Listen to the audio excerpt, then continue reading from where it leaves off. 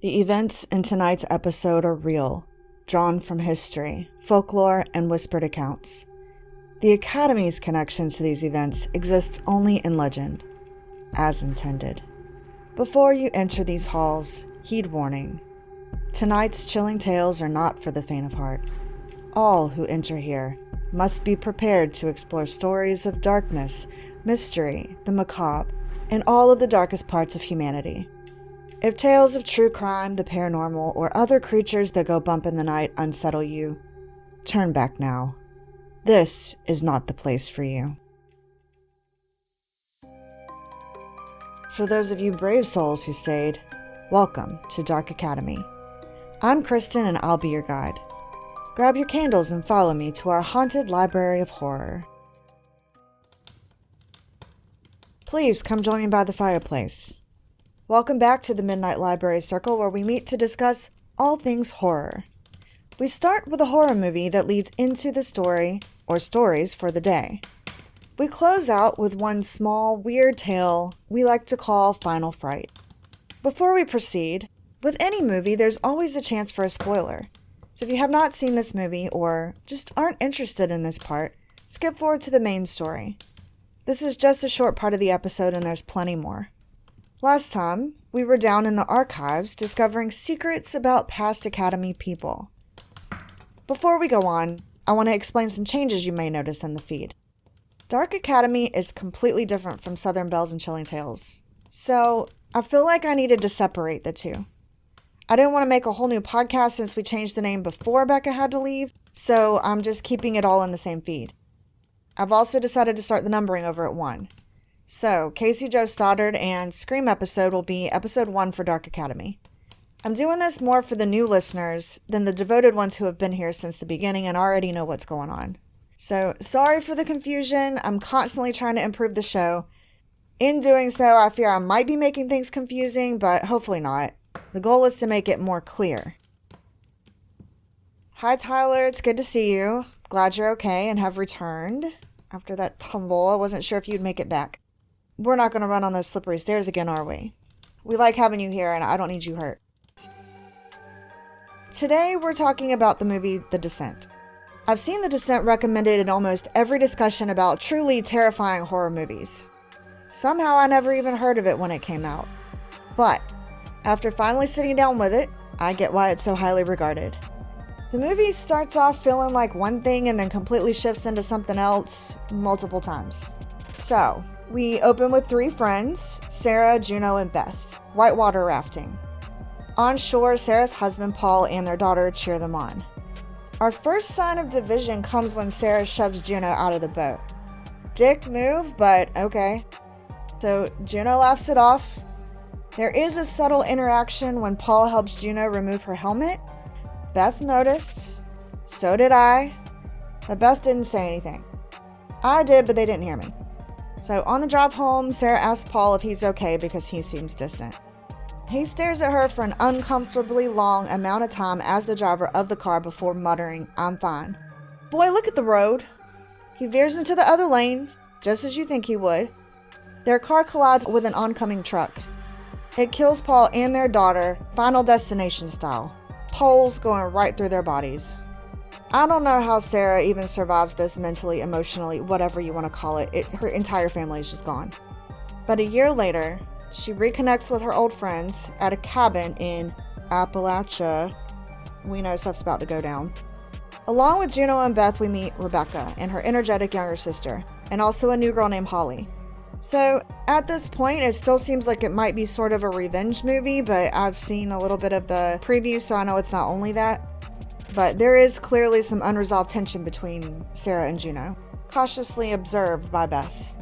So, the group sets off to explore a cave system, and we get an extended sequence providing how skilled they are at caving, which is, to me, quite boring. Everything about caving just seems like a nightmare to me. But I find out later why we need to know their experience level. Then comes the first scene where everything starts to change. All of them squeeze through this claustrophobic tunnel that immediately tells me they are way better than I ever will be. Like, I'm not going through there. And exactly what your nightmare might tell you is gonna happen, happens. Sarah gets stuck. She starts to have a panic attack. Girl, me too. But Beth helps her calm down and get out. Just as they're free, the entrance caves in, trapping the whole group inside. I mean, what? The other was a nightmare, but this is it. I'm done. So that tension we were talking about before, this is when everything starts to unravel. Juno confesses she didn't take them to the cave they had registered with. Girl, what? Instead, she brought them to an uncharted system, one that's never been mapped. I mean, if I'm an adrenaline junkie and I just want to do it, it sounds great. But you need to let other people know that's not okay. So nobody knows where they are. Rebecca, who seems to be very by the book and very responsible, she's furious, and rightfully so. But still, they press on, searching for some exit. I mean, in my mind, this thing just goes deeper and deeper and deeper, and there is no exit, but they know more than likely there actually is. They're doing surprisingly well, until Holly makes a rookie mistake. She sees what she thinks is sunlight and runs toward it, only to fall in a pit and snap her leg. That's exactly what we need, Holly. But I might have ran too. I don't know. I wouldn't even be down there, so no, I wouldn't. This is when this changes to a horror movie. That's when the creatures show up.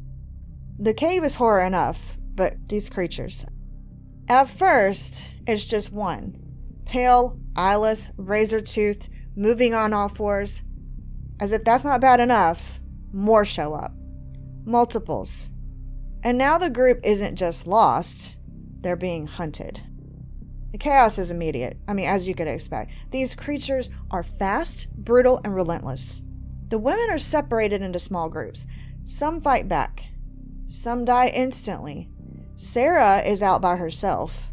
Juno, forgive me, I'm trying to keep this clean, but Juno becomes a badass. But she's taking down these creatures left and right. She had me fighting on the couch like I was there with her. Honestly, she should have been the final girl. She deserved it. But she made one very big mistake. While actively fighting for her life, Juno accidentally stabs Beth. This girl sneaks up on her. Who sneaks up on somebody who's fighting for their life? That was stupid. I hate to victim blame, but I'm victim blaming because they're not real people. Anyway, it's an awful moment. She panics and she leaves Beth behind, wounded but not dead. And I'd like to think that I wouldn't, but I mean, what can you do? So Sarah later finds Beth. Beth tells her what happened, tells her that Juno did this and that Juno left her. And this is when we go back to her revenge story. So Sarah, who I already don't like, is all sanctimonious like, I would never leave a friend to die. You don't know that. Not one person has been in this situation before and lived to tell the tale, or we would have heard about it. So Sarah decides she's going to play prosecutor, jury, and judge, and execute her by way of cryptid, cannibalistic cave dwellers. Don't get me wrong, Juno was not perfect. She didn't deserve that. I did not like Sarah the moment she pushed Juno off that raft. It just felt like there was more behind it. If I have any complaints, it's that the cave exploration scenes felt a little too long, while the creature attacks were crammed into one section. I would have loved to see the hunt stretch out more, the tension building gradually. Like, did you think you saw? I think I saw something. There was white in the background. Oh my gosh, there was something up there. And I think there was like one spot, but it just wasn't enough. Also, are we really not going to address the Paul situation? No final confrontation, no throwdown? I was waiting for that moment. Still, these are minor complaints. I did like the movie. I wasn't scared, but it was a good horror movie. I see why it's highly recommended. One of the most terrifying aspects of The Descent isn't just the claustrophobia or the isolation, though that is the part that would really terrify me. It's the supernatural cave dwellers. These creatures aren't just a horror movie invention. They're rooted in Appalachian folklore. Stories of these strange humanoid beings lurking in caves have been passed down for generations. Or so they say. I love these stories, but it's really hard to find good resources on legends. Like, how many people know it? Is it common in all the mountains or just portions of the region? Does somebody's papaw make it up because he's tired of looking for your butt in the woods? I like my facts. But I have to just let go of that for these stories because this is it or isn't it is the best part. So the Appalachian Mountains, specifically the Blue Ridge Range, are said to be over 1 billion years old, making them one of the oldest mountain ranges in the world. I can't even comprehend that number. With that much history, it's no surprise that the region is filled with eerie legends. The area is home to thousands of underground caves, sinkholes, and abandoned mines. Dark, winding tunnels that have provided shelter for all kinds of creatures, both known and otherwise. While reports vary, the most consistent description of these beings are humanoid, but distorted, around 5 to 7 feet tall, but thin and emaciated. Elongated limbs, long arms, legs, and fingers, perfect for slipping through narrow cave passages. Pale, grayish, nearly translucent skin, likely an adaptation to life without sunlight. Hollow, oversized eyes, or no eyes at all. Most accounts claim they're completely blind. It's so dark down there. You don't need to be able to see because you can't see. Mouths without lips, exposing sharp teeth because, of course, that's disgusting. I mean, that's creepy. Silent, fast, predatory, the worst possible combination. Some witnesses claim they move on all fours, climbing cave walls like something out of a nightmare, like something from The Descent. Which one came first, do you think? The fact they don't even have a real name says a lot. They're referred to as Appalachian cave creatures. We need to work on their branding. And Tyler, I get why you freaked out now. I'm a little more aware of that door when I'm down in the archives now. So, no shame. As with most legends, there's no concrete proof of their existence. Of course, there are other well-documented cryptids or creatures that could explain some of these sightings. Of all the eerie legends whispered through the Appalachian Mountains, the Moon Eye people of Cherokee folklore are one of the strangest, but most believable to me. These mysterious beings were said to live in caves, only emerging under the cover of night. The Cherokee reported hearing them moving in the darkness, but never dared to investigate. And I mean, honestly, same. I'm not going out there. Stranger still, entire fields would be cleared overnight. I mean, they just took all your stuff. You could leave me some. Descriptions of them is the only thing that makes their reality questionable. According to legend, the Moon Eye people were short, white-skinned, flat-faced, and bearded. I don't know why the bearded part is funny to me. Extremely sensitive to sunlight, which is why they only came out at night. The Cherokee say they were already here when their ancestors arrived, but they were eventually driven out in battle. A battle fought when the moon was full, blinding the Moon Eye people and ensuring their defeat. But who were they really? Like any good legend, there are multiple theories about their origins. Some believe they were related to the Kuna, or Guna people of Panama, who have high prevalence of albinism. In Kuna culture, albino children are called children of the moon because they prefer to play outside at night to protect their sensitive eyes and skin. It is possible the Cherokee people never actually described them as white, and that was something added later. Others believe the Moon Eye people were actually Welsh settlers who somehow made it to North America long before Columbus, like 300 years before. There's just a small problem with this. This is also a myth. So now we've got a legend within a legend. It's starting to feel more like conspiracy theory episode. I'm not mad about it, but it's not likely. Other versions of the tale describe the Moon Eye people as small, sneaky, and vengeful if betrayed, which sounds a lot more like European gnomes or elves than a lost human tribe. Then, of course, we have aliens. What if the Moon Eye people weren't people at all? Some believe they were an entirely different race of beings, extraterrestrial. I mean, why stop at Welsh gnomes when you can go ancient aliens? If the Moon Eye people were real, were they here before the Cherokee? The mountains hold structures older than Cherokee settlements, meaning someone was here first. Did the Moon Eye people build them, or was there some other forgotten civilization? It is possible they weren't fully driven out, but instead went into the caves and are still there.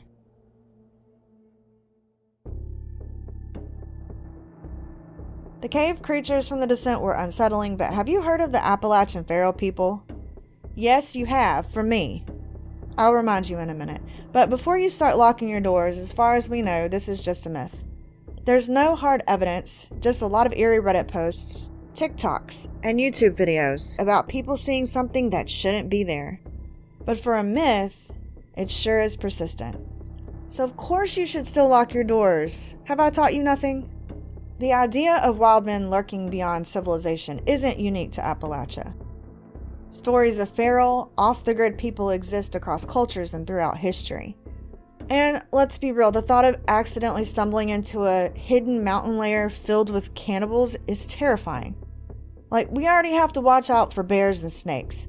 Now we're supposed to worry about woodland cryptids with a taste for human flesh. Pass.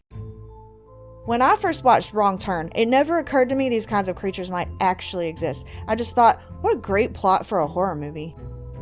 So here's a reminder. If you listened to the Ritual episode, you might remember one of the theories about the disappearance of 6-year-old Dennis Martin was that he was taken by a wild man. Some claim these feral people know the terrain so well that they can move undetected, traveling long distances at impossible speeds. Of course, most dismiss this. How could someone live off-grid, hidden from society, for decades? But some still claim to see them. Back in Civil War times or after the Civil War, stories of wild men encounters spread like wildfires. One particular account describes a 6'5" tall man, covered in 2 inches of long hair and a funnel-shaped head. I need to see that, I think. When he saw the men, the wild man pounded his chest and ran off as fast as a deer. The group of men tracked him to a cave with a large pile of animal bones, suggesting he had lived there for a long time. If I saw that, I'm running, gun or not. Newspapers and magazines share many accounts, each describing very similar sightings. Some of these wild men were hunted and actually killed. Many of them were captured, turning out to be soldiers who deserted the army or men who simply abandoned society for their own reasons, whether due to mental illness, trauma, or just a desire to be free from societal norms. Back then, society was rigid. There was an order to things. You make money and provide for a family. You can hunt and fish, but you must do so within the structural confines of the societal box. These wild men did not want to do that, so society demonized them. Some escaped capture and went right back into the woods. From these accounts, these were men simply choosing to live a life in the wild. Modern accounts twist these men into scarier beings, but isn't that how legends are formed? Something misunderstood becomes something to be feared. So who or what are they really? Some believe these wild men were actually Cherokee people who refused to be forced onto the Trail of Tears, choosing instead to disappear into the mountains. But given the eastern band of Cherokee still exists in North Carolina today, it's unlikely they were hiding in caves while their own nation thrived nearby.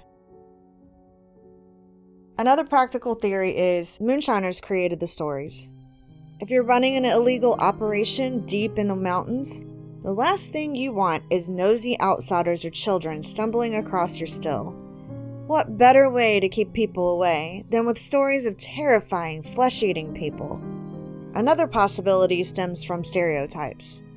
Let's face it, the South has always had some unflattering stereotypes, especially in Appalachia. We've all heard the jokes about marrying your cousin, and that leads to some interesting-looking people. Dirty, shoeless, and in need of a good dentist. Hard to understand by outsiders and speak so slowly they seem dumb. When really, it's just a different culture and way of life. Stop judging. Most have been shamed into conforming to a more acceptable way of life. Those who refuse become legends to be feared. Some like it that way. Here's the thing. If these people are real and dangerous, they are very good at hiding their tracks. Because if there were actual cases of feral people attacking hikers, we'd hear about it in the news. Especially if cannibals were involved. The public would eat it up. And yet, the stories persist. Some say it's impossible. Others claim they've seen something lurking in the deep, untouched wilderness. The unknown part is if the stories that persist are real or fabricated for a like or view. Due to this, if you are one of these people who has actually seen something, most think you're lying or crazy. And I know it sounds unlikely, but there are vast stretches of untouched forests where no one goes. Most of us are not built to survive in that kind of terrain, so we stay in the safe-ish areas of the mountains, marked trails and tourist areas. If you live there, I doubt you go too far from your property or people you know. I doubt you travel far. And I would like to point out, as I have before, just because you haven't seen something doesn't mean it isn't there. And hey, we own our Florida man. You can own your wild man. It's fine. The descent really cemented the fear of getting trapped underground with whatever those things were. Cave diving is scary enough as is. We don't have a true story of 6 women getting lost in caves that we know of. But we do have Floyd Collins, a real-life explorer who got himself stuck in a cave system much like the girls in the movie. At the turn of the century, Kentucky went a little feral trying to make money from cave tourism since farming on rocky soil is, well, hard. Constantly trying to get the edge on the other with new cave discoveries.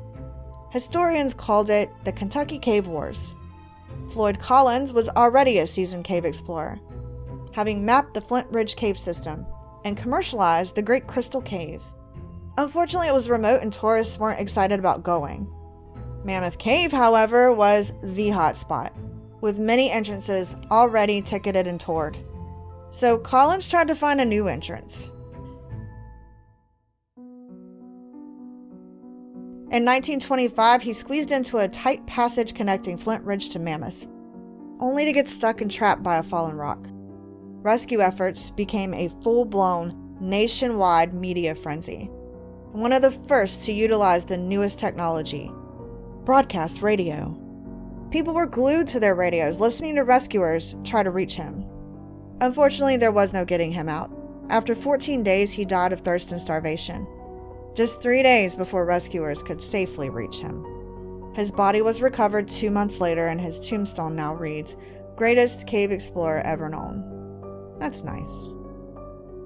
Legend has it, he did find the connection between the cave systems. The area, for a while, was even called Mammoth Flint Ridge Cave System, until the National Park Service stepped in, forcibly bought up over 52,000 acres and created Mammoth Cave National Park, which is now recognized as the longest cave system in the world. Collins is said to haunt both the cave and his grave. Mammoth Cave already had an eerie reputation with whispers of Native American spiritual connection because, always, though no official records exist of this. Still, plenty of people claim to have seen apparitions from there. Collins, of course, is one of them, but he's not alone. Meet Stephen Bishop, possibly Old Lewis. They might be 2 different people, I'm not really sure. He's one of the earliest recorded cave guides. He was known for his adventurous spirit and deep knowledge of the cave, well liked by visitors. When he died, he was buried in a local church graveyard. Some idiot hotel owner decided to dig it up and put his body on display at the cave entrance as an attraction. Guess what? Lewis was not okay with this arrangement, and his angry spirit made that known. So he haunted the place until they put him back. But reports of apparitions flooded in. None more relatable than the guy who panicked and emptied his revolver into the ghost. Me too, guy. So I hope we can learn something from this. Stop moving bodies. We've been over this, but hopefully this is a past problem. There was also this tuberculosis doctor, John Croghan, who had a medical theory that cave air could cure tuberculosis, since cave workers seemed so healthy. He set up a treatment center inside the caves in the 1800s. Patients actually got worse though and started dying. They were dying so quickly that they had to temporarily store them inside the cave on a spot now called Corpse Rock. Modern visitors claim to hear painful, ghostly coughing echoing through the tunnels. That's a weird haunting. There's another ghost named Melissa. She was in love with this tutor who was in love with somebody else. So, like any rational person, she lured him into the cave to die. So you can hear her searching for her lost love. I guess she regretted it. Never make decisions when emotional. Turns out this story was made up in a newspaper article. Completely fiction. But it's a fun ghost story, so it stuck. No one knows exactly how they got there, but mummified bodies have been discovered inside Mammoth Cave over the years. Early 1900s people asked themselves, whatever shall we do with them? Give them a proper burial? No. I know. We'll put them on display as tourist attractions. Obviously a trend at the time. But they weren't just in Mammoth Cave, they took them to travel the country. Gotta make that money, I guess. So, kind of random, but some people report Bigfoot sightings around the caves. Is there a connection? I don't know. But hey, if ghosts and mummies are in the story, why not? Bigfoot or aliens are always possibilities. Can't rule them out. Well, that's it for the dark and chilling tales of all the cave dwellers, Floyd Collins, and the Mammoth Cave. Now it's time for our final fright. We're going to talk about another abandoned location, but this one happened all at once, not over time like Dudleytown.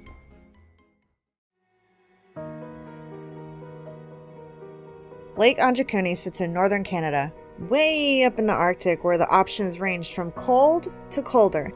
And I know I've said this before, but Florida girl cannot compute. Like, I struggle to think about the northern states in the United States. Like, y'all are above that. And then they're like in the top of that. That's cold. Any village in that region would be isolated, even today.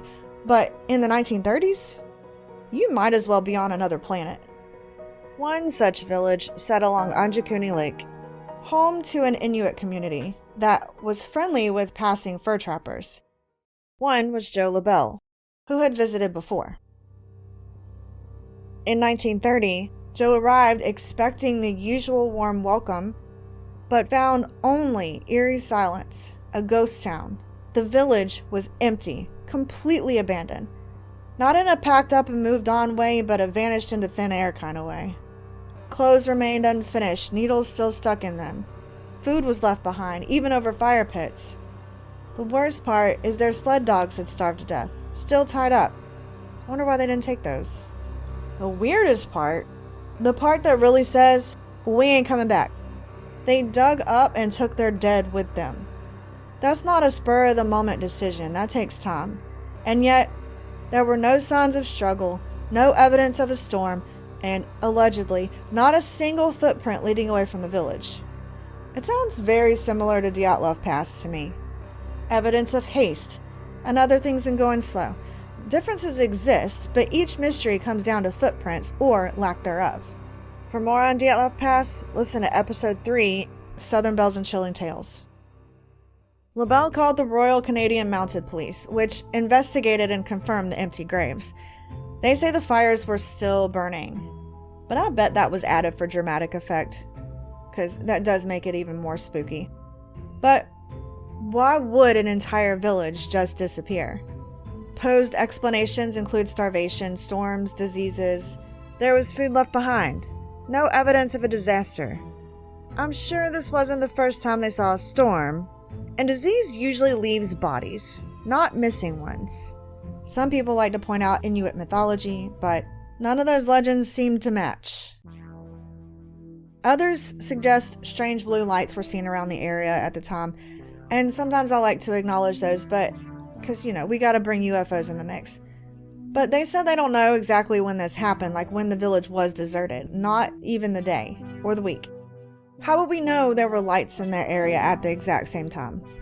But if aliens are real, the whole town abduction seems to fit, bodies and all. Let's talk about something a little more grounded. So what if they were being stalked by an animal, something big and dangerous? Maybe it already killed some of them and dug up bodies. Moving the bodies was a precaution. Eventually they had to flee quickly. I don't know. I'm just trying to help. So regardless, no solid explanation has ever been found. Some think the whole thing was made up. There were holes in Joe's story. Like it didn't seem he'd ever actually been up there before that one time. And some details seem elaborated. Some say there are no remains of any village at that lake. But supposedly the mountain police did record strange findings, but I can't find them. Either way, I can't help but draw a parallel to Dark Academy. A place once full of life, now deserted, yet something still lingers. Maybe Anjikuni Village is waiting to summon the right person to come discover their secrets. Hopefully there's a portal to Dark Academy so that person can come let us know. thank you for joining me here at the Midnight Library at Dark Academy. I hope you enjoyed this dark and chilling tale, and we'll come back next time for another one. By the way, I'm going to start dropping a few Dark Academy lore episodes. They will be separate from the regular ones, so if you don't care about those, that's okay. You can go back to the regular ones, so see you there. Don't forget to leave a review for this episode in the comment section below. I'll try to post pictures and other content on TikTok and Instagram at Dark Academy Pod. If you'd like to review the whole show, you can do that on Apple Podcast. You can rate it on any of the apps, and please do. It really helps a small show like this one. You can also email me at darkacademypod@gmail.com. Thanks again for listening, and I'll meet you here next time. Same time, same place, for it's always midnight at the Dark Academy Library. Bye.